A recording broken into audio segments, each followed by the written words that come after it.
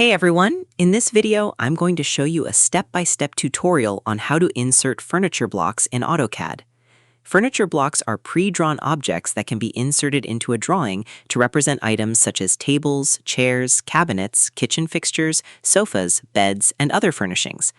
In AutoCAD, using blocks is much faster than drawing furniture from scratch because they can be inserted, moved, copied, rotated, and reused throughout a project.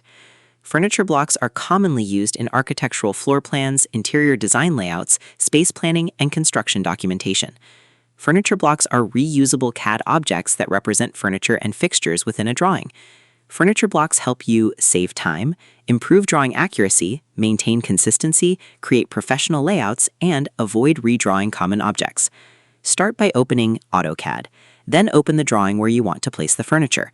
Furniture blocks are usually inserted into an existing floor plan, room layout, building design, interior design project. Now go to the command line and type DC, then press Enter. DC launches the Design Center.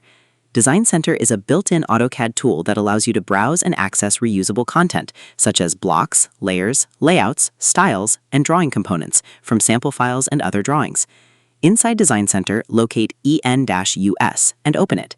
The EN-US folder typically contains AutoCAD sample resources and block libraries installed with the software. Within the available folders, navigate to Design Center. What you'll find here: a collection of sample block libraries organized into categories.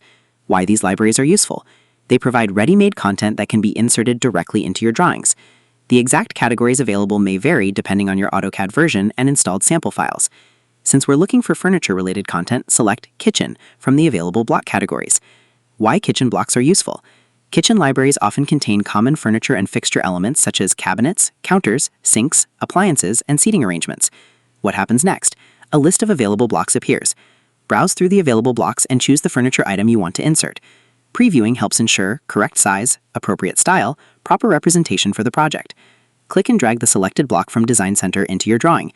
Now AutoCAD inserts the block into the drawing workspace. Result: the furniture block is now part of your drawing. Move the block to the desired location.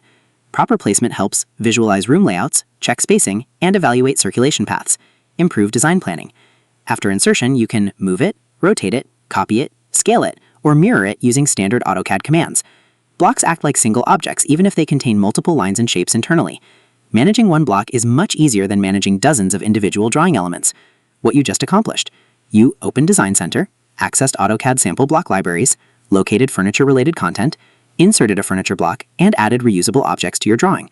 Most professional CAD users rely heavily on block libraries because they dramatically improve productivity and maintain consistency across projects. To summarize, inserting furniture blocks in AutoCAD begins by opening AutoCAD and the target drawing.